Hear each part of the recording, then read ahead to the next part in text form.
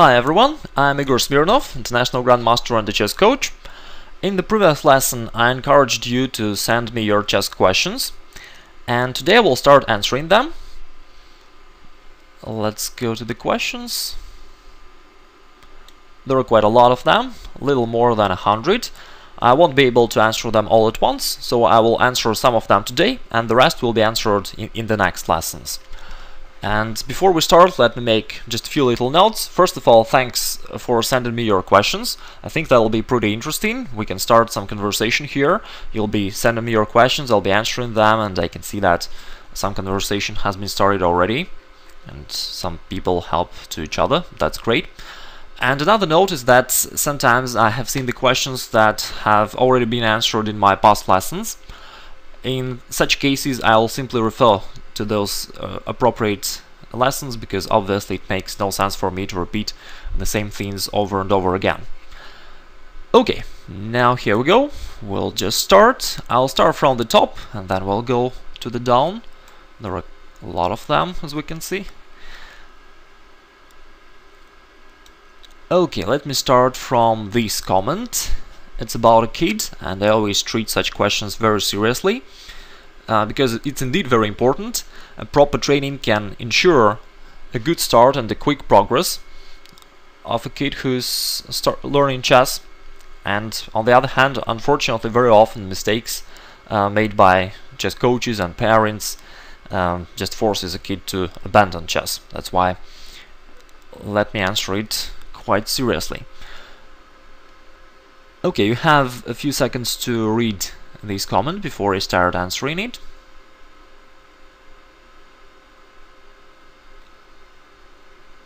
In fact, it contains a couple of questions, so let me start them one by one.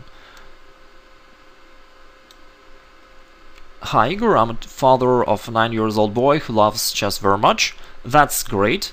It's really the most important factor. If person has motivation, has interest to chess, then this is the most important thing that can help him to progress quickly.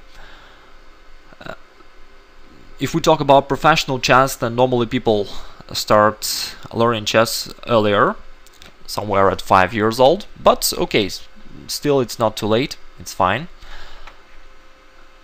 Okay, let's go next. I can see that you have start using my training courses to teach your son,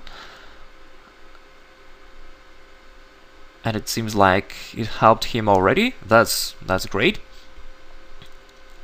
Just a little note about that, you know, it requires quite a lot of training and discipline to make it work on 100% of its potential, because learning the lesson just once or even twice is often not enough. You need to repeat it over and over again until it will become a habit. And here your help to your son can be very important. Now let's go next. I see that there will be an upcoming tournament in November, pretty soon, but still you have some time to prepare. And you say that he's lacking in his calculation technique and sometimes overlooks opponent's aggressive reply. I've noticed that normally when persons say that he has problem with calculation, in fact he's talking about blunders, and as you said, the problem is overlooking opponent's strong replies. Actually, I've already made a couple of lessons about avoiding blunders. You may just look at them. Okay, let me pause my recording and I will paste the links to appropriate lessons.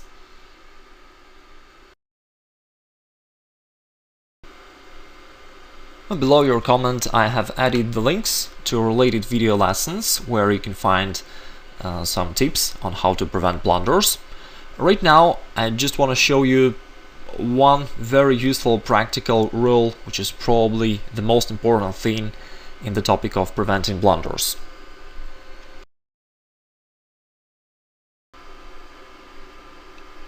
This is a position from the recent game between Ponomarev and Caruana. It was played today. And with this example, I'd like to show you how you need to think during a practical game in order to prevent blunders. In this position, White decided to play bishop f4. Oh, let's say you are going to make this move. Before executing this move, before playing it on the board, you need to make one very important thing. I call it an anti-blunder check. So let me explain. Before playing this move, you need to ask yourself, which attacking replies can my opponent play on my half of the board? Let's see how it works. I will make this move just to make it clearer.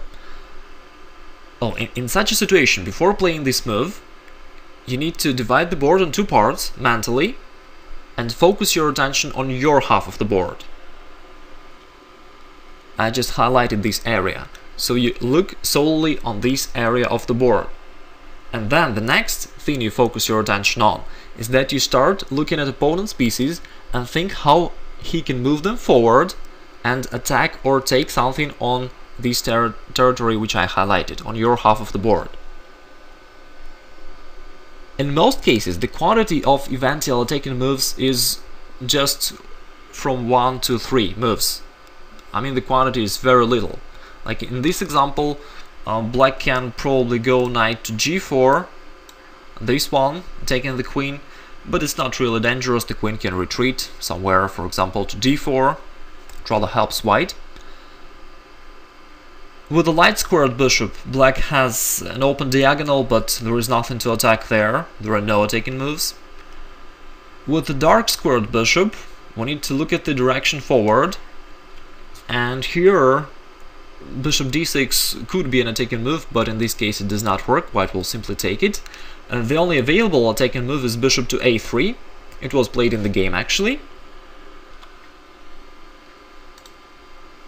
Bishop a3, it's a discovered attack on white's queen, and that's why it has to retreat. And after that, bishop took the b2 pawn, and suddenly black got a quite big advantage. He's taking the rook and the knight simultaneously.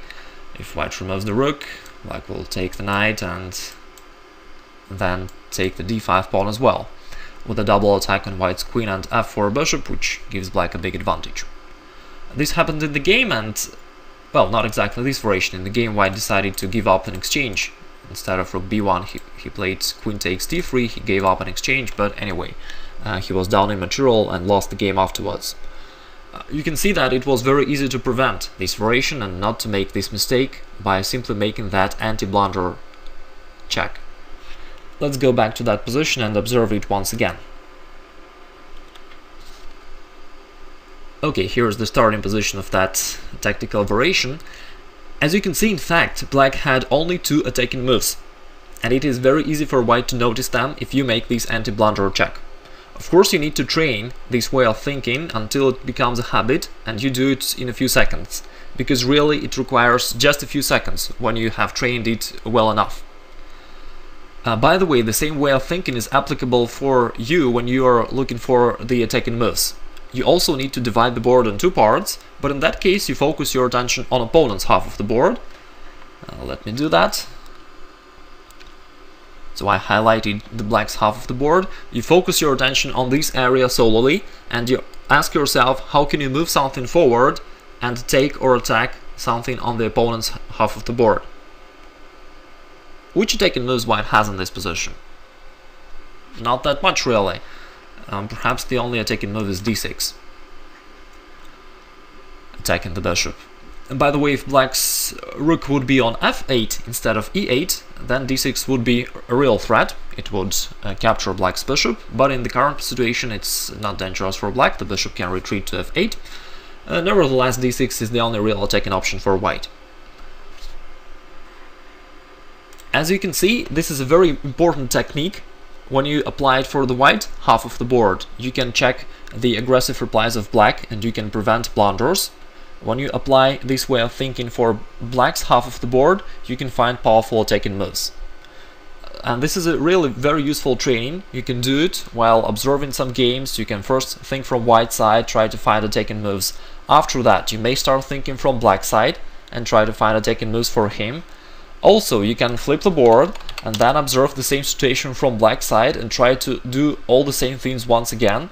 First check the attacking moves for black, then check the attacking moves for white, and you will develop this skill really well. So this is the training that you need to perform, and after that you will reduce the quantity of your blunders down to very minimum.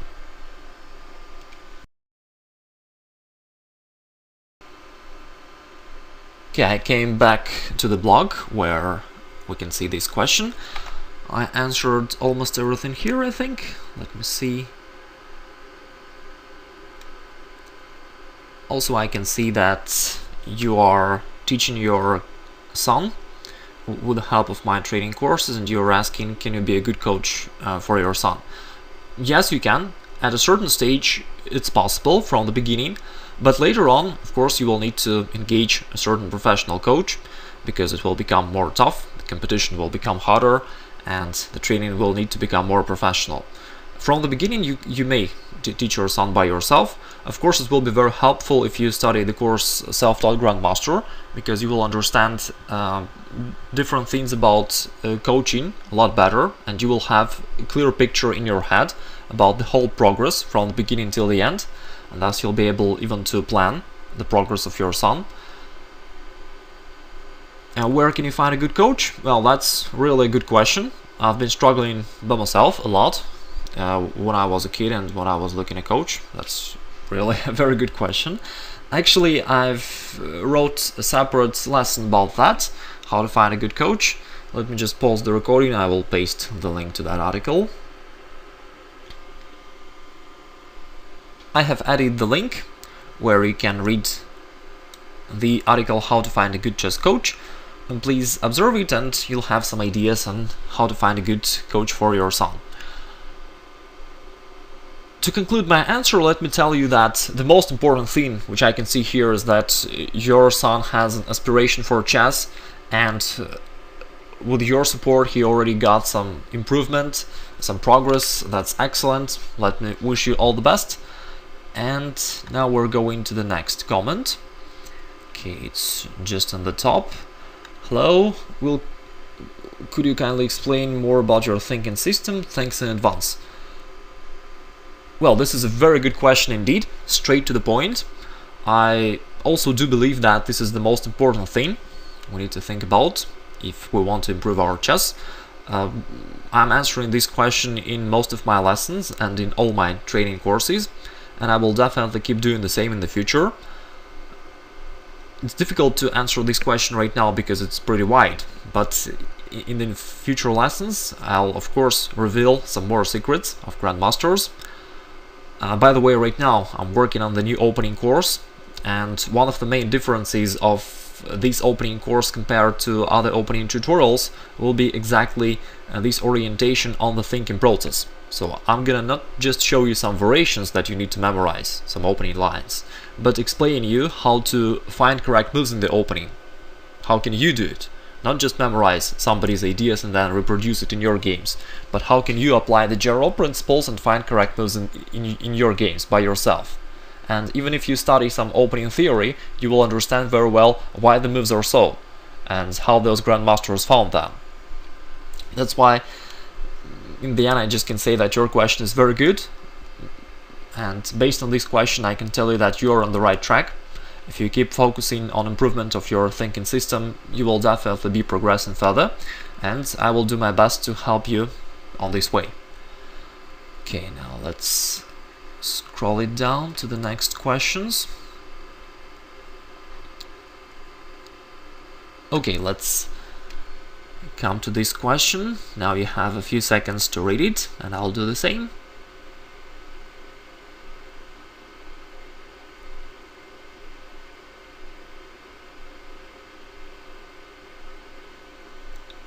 Okay, I can see that you have started playing chess some months ago.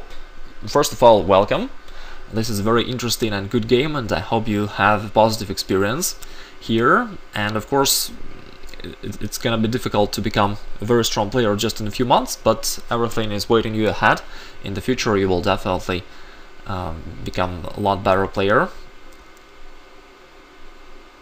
Okay, now let me answer it more specifically. Well, I think I will record a separate lesson about it, because I noticed that quite a lot of people answers me in different ways about their prospects in chess and how fast can you progress and other related questions. Actually, I receive such questions all the time. sometimes from a few persons during one day. That's why I think I'll record a separate lesson about that. Anyway, right now I will just give you a quick reply. In reply to the question, can you progress or not? Yes, definitely you can. There is nothing mysterious here. Chess game is also a skill that you can learn.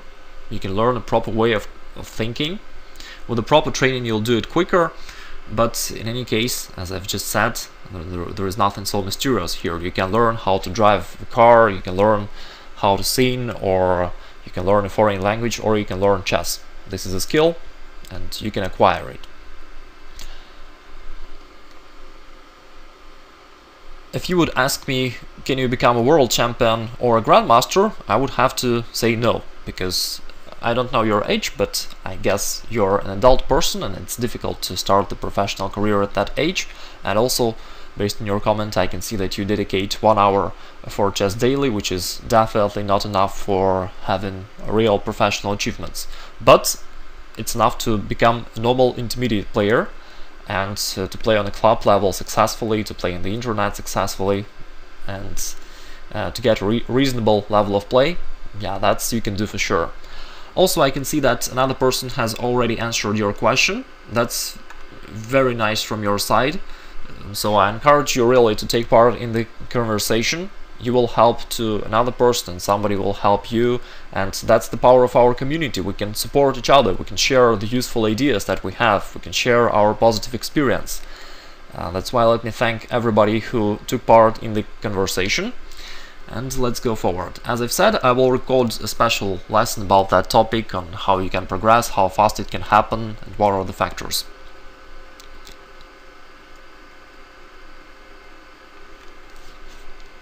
Okay, now let's have a look at this question. I'll give you a few seconds to read it.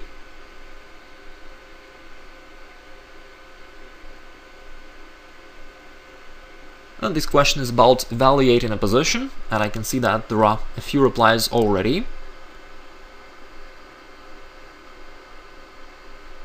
Okay, first of all, let me tell you my feedback about this comment. As I've already said, thanks a lot for everybody who published their opinion here. And this answer that you gave, that we need to evaluate 5 elements: material, activity, pawn structure, king safety, and initiative. This is a classical answer that you can find in most of the chess books. Unfortunately, I have to say that practically it does not work.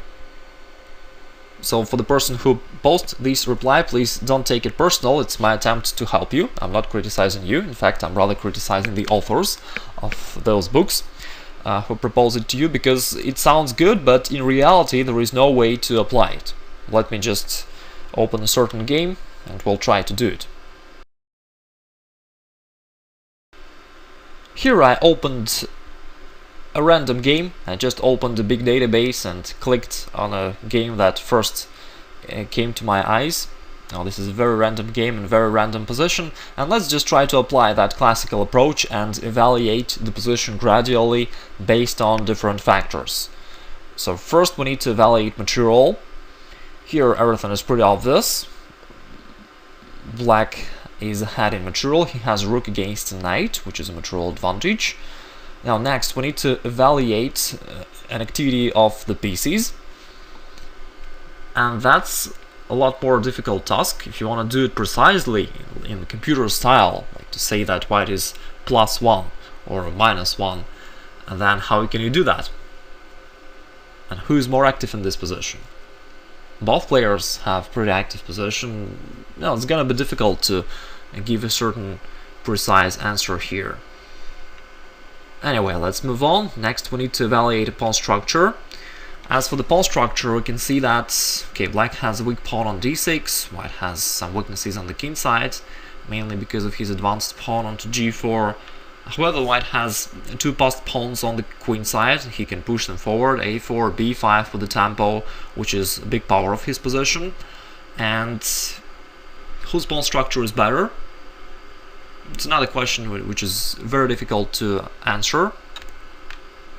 Anyway, let's move on. Next we need to evaluate safety of both kings.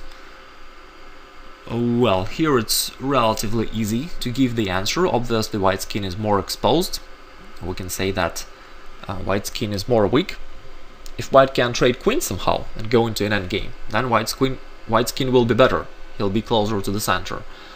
But it's unclear if white can do that somehow, if white can really trade the queens, and in the middle game his exposed king is a weakness of his position. Okay, let's move on, and lastly we need to evaluate the initiative. So who has the initiative in this position? Both players has some threats. White can play like bishop d4, taking the queen. In some variations maybe bishop g5, of course currently it's impossible, but in some other position it may work. Maybe g5, maybe knight d4 taking the knight and the rook, maybe a4 taking the rook and pushing the pawns. White has some threats. If we think about black also has some aggressive ideas. He can play queen h4 check, he can attack the g4 pawn, he can grab it actually using the pin, and he also has some initiative. And if we try to answer who has more initiative position, that's another thing that is pretty difficult to give a precise answer. You can see that we have spent a few minutes. Actually, I can see on my clock that we have spent 3 minutes discussing this position and analyzing each factor of this position one by one. And in the end, it did not clarify the situation at all. Now, could you tell now who is better in this position? You see, we really didn't clarify anything. In fact, we rather made it more complex, and we just mixed up things completely for ourselves. And let's not forget that while playing chess and while calculating different variations, you need to evaluate a lot of different positions. Like if you start calculating different lines, you need to calculate the resulting position of each line. And of course you don't have so much time to spend on evaluating each position if you start evaluating different factors. In conclusion, you can just see that this classical approach simply does not work. In conclusion, as someone already told here, this question is already answered in the course The Grandmaster's Positional Understanding, so I will not repeat it again. You can see it there, and in fact everything is a lot easier. Okay, now let's go to the next questions. Okay, let's have a look at this one.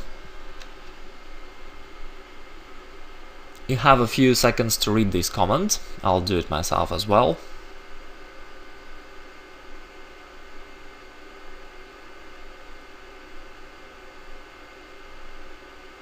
Yeah, I know this game for sure. It's one of the classical games. So let me open it and then we'll discuss it further.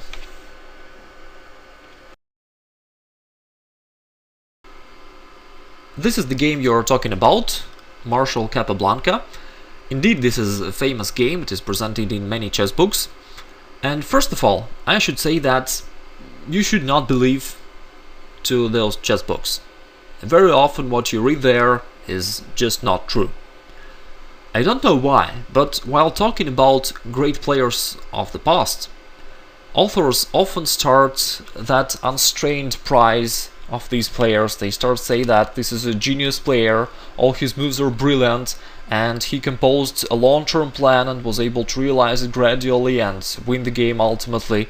And it looks like he even was able to oversee the game continuation almost until the end. This is all complete nonsense. I really don't know why they write it, and I'm surprised by myself. If you want, it would be better to read the books of Garry Kasparov. In his books, he is criticizing them. He's rather using an opposite approach. I don't know why, maybe just he want to prove that he's the greatest. Or maybe just he's objective and he's trying to find mistakes in their games. Anyway, when you look at the books of Kasparov, you will see a lot more true picture of the things.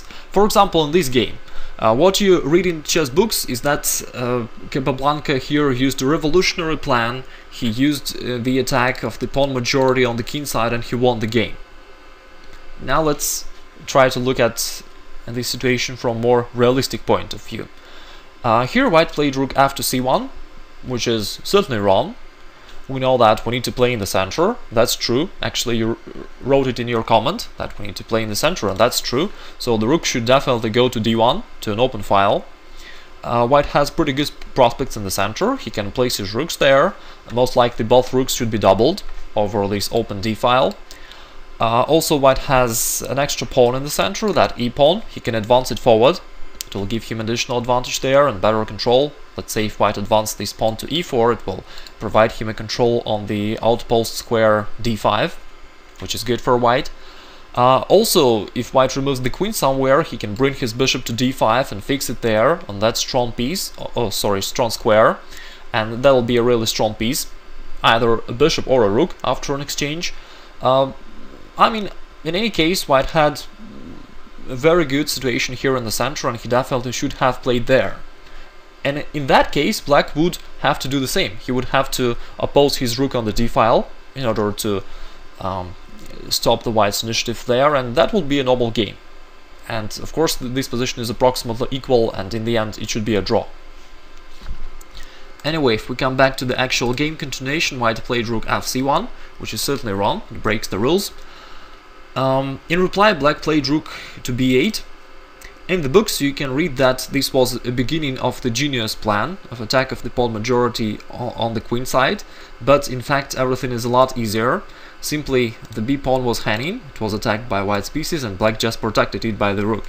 You see, there is no genius idea behind this move. It is a very primitive defense of a pawn. Now let's look it further. White played queen e4. Okay, maybe he's preparing bishop h3 using the pin. So black removed the queen. Oh, once again you can see that in fact this is not a preparation of the genius plan of attack on the queen side. He simply removed the queen from the pin, and this queen has to keep protecting the c5 pawn. That's why really there are not many squares where it can be placed to. That's why he placed it to c7, because queen d6 is another option, but white could play rook d1 with the tempo. That's why he plays queen c7. Here white played rook to c3. It's quite unclear what white is going to do here. Perhaps he's going to attack the c-pawn, but obviously it does not work. Black can defend this pawn very easily. Now black played b5 here, and the reason is again very simple. White is taking aim at that pawn on b7, and black can't use his rook. Ideally, black definitely wants to put his rooks over the d-file, but currently this rook is restricted by defense of the pawn, so black just pushed it in order to free his rook. So this move is very logical once again. White replied a3. Now black played c4. There are a few reasons for this move. Yeah, we may say that he's trying to exploit his extra pawn on the queen side, but in addition to that there are a lot of other reasons. First of all, these pawns are a little bit weak, and white is putting pressure on them. Let's say if black plays like rook d1, rook d8, putting rook on an open file, white can go queen c6, starting the attack on those pawns, and it may be unpleasant. That's why black definitely needs to do something with those pawns, and c4 helps black to make them protected, to keep this pawn protected, and thus to free his queen on the c7. Now it can go somewhere, and it doesn't have to protect the c-pawn anymore. Also, another reason is that white makes really strange maneuvers with his rook. Somehow he didn't put it on an open d-file, and instead made that really strange maneuver rook c1 to c3. And with black's pawn on c5, who knows, maybe sooner or later white would realize his mistake and would replace it to an open file with rook d3. But if black plays c4, he eliminates this option and fixes the rook on a bad square c3, where it really has nothing to do. The only thing this rook can do is just to move back. That's another reason for the move c4. Once again, you can see that the moves of Capablanca are very simple, in fact, and were determined by specific properties of this position. So when you read that Capablanca in that position, if we move a few moves back, let me do that. Okay, here's the position once again. If you read that Capablanca applied that revolutionary plan of using his pawn majority on the queen side, that's, 90% nonsense, because in fact he made moves which he was forced to make, just because white was attacking black's pawns, and black had to do something about that. And also, in this game, white did a lot very wrong. For some reasons he did not play it in the center. He started those strange maneuvers of the rook, and black just had to react on that somehow, and that's why he decided in the end to lock that rook on a bad position on the queen side. And that's why this game is not an exception. So here white should have played in the center, and that would be a correct plan. And the last note about that is that yes, black realized ultimately his plan of using the pawn majority on the queen side. In the end, it finally happened. But you can see that there is nothing so special here. There is a general rule which states that we need to use our advantages. Indeed, black has the extra pawn on the c file, which it doesn't has a counter pawn. It's black's advantage, and it would be nice to use it. So this is a general plan, and there is nothing so special in pawn majority attack. It's just one specific case of this general rule of exploiting your advantages. That's why I did not put too much explanations in this area before.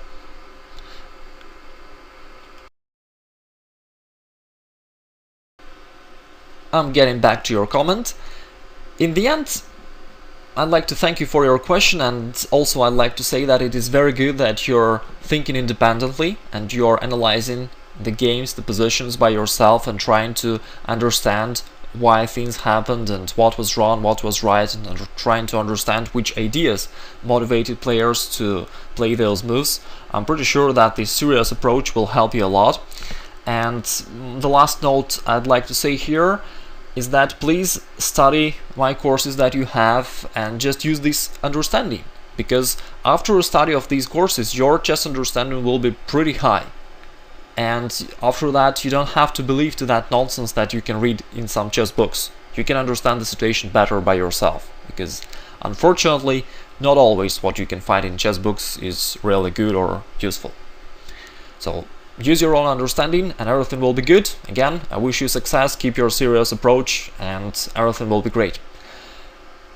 Now, let me finish for today, because this lesson seems to be pretty long already. In the next lesson, I will of course keep answering the next questions. And let me also say that I will try to answer all the questions that has been published here up to date. At the same time, I will not answer the questions that somebody will publish in the future, because I can see that there's a really very long list of these questions, and it's gonna be difficult even to answer all existing questions, and if you start publishing some new, that will just become endless. So I will make my best to answer all existing questions, and if you like to publish new questions, you're still welcome. I will not answer them personally, but you can initiate the conversation with other people here. So please take part in a discussion. If you know the answer to someone's question, please write your opinion. It is very nice from your side and very useful, because we can share the useful ideas between different people and it will be beneficial for everybody. So let me wish you all the best. Thank you for all the questions, and I'll talk to you next time.